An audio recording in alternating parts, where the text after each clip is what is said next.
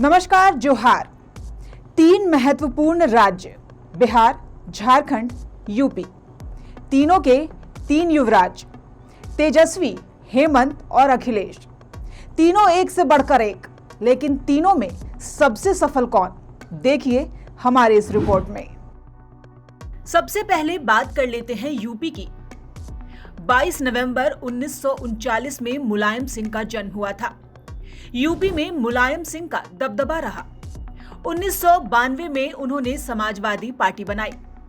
वे 3 बार 5 दिसंबर 1989 से 24 जनवरी 1991 तक और 5 दिसंबर 1993 से 3 जून 1996 तक, साथ ही 29 अगस्त 2003 से 11 मई 2007 तक उत्तर प्रदेश के मुख्यमंत्री रहे। इसके अतिरिक्त वे केंद्र सरकार में रक्षा मंत्री भी थे। उनके निधन के बाद अखिलेश यादव की पकड़ राजनीति में मजबूत बनती गई। 1 जुलाई 1973 में जन्मे अखिलेश यादव एक भारतीय राजनीतिज्ञ तो हैं, जो उत्तर प्रदेश के सबसे युवा मुख्यमंत्री रह चुके हैं। इससे पूर्व वे लगातार 3 बार सांसद भी रह चुके हैं। अखिलेश ने 2012 के उत्तर प्रदेश विधानसभा चुनाव में अपनी पार्टी का नेतृत्व किया। मार्च 2012 के विधानसभा चुनाव में 224 सीटें जीतकर मात्र 38 वर्ष की आयु में ही वे उत्तर प्रदेश के सबसे युवा 33वें मुख्यमंत्री बन गए। वहीं बिहार की बात करें तो 11 जून 1948 में जन्मे लालू यादव एक सफल और पक्के भारतीय राजनीतिज्ञ हैं, जिन्होंने 1990 से 1997 तक बिहार के मुख्यमंत्री और 2004 से 2009 तक केंद्रीय रेल मंत्री के रूप में कार्य किया। वह बिहार में एक प्रमुख राजनीतिक दल राष्ट्रीय जनता दल के संस्थापक और अध्यक्ष भी हैं। वह लोकसभा, राज्यसभा के पूर्व सांसद सदस्य भी हैं। 1990 के दशक में उनके राजनीतिक उदय ने बिहार के सामाजिक और राजनीतिक परिदृश्य में एक महत्वपूर्ण बदलाव ला दिया था।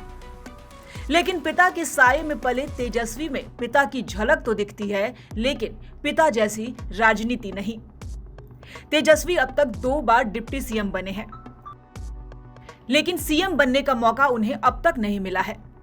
इस बार के बिहार चुनाव में सबकी नजर जो है वो तेजस्वी पर ही टिकी है। अब अगर इन दोनों राज्यों की तुलना में झारखंड की बात करें तो झारखंड इन दोनों राज्यों से छोटा राज्य जरूर है, लेकिन यहाँ गुरुजी और उनके बेटे हेमंत का दबदबा है। अपने समय में गुरुजी ने झारखंड आंदोलन में एक लंबी लड़ाई लड़ी। यहाँ के आदिवासी समाज के रग रग में गुरुजी वास करते हैं। लेकिन अगर राजनीति की बात करें तो गुरुजी को बतौर झारखंड के मुख्यमंत्री के तौर पर काम करने का अवसर ही नहीं मिला। उनकी तुलना में उनके बेटे हेमंत सोरेन अब राजनीति में पक्के और जुझारू नेता बनकर उभरे हैं। हेमंत सरकार की झारखंड में यह दूसरी पारी है। मोदी लहर होने के बावजूद हेमंत ने अपने दम पर झारखंड में सरकार बनाई।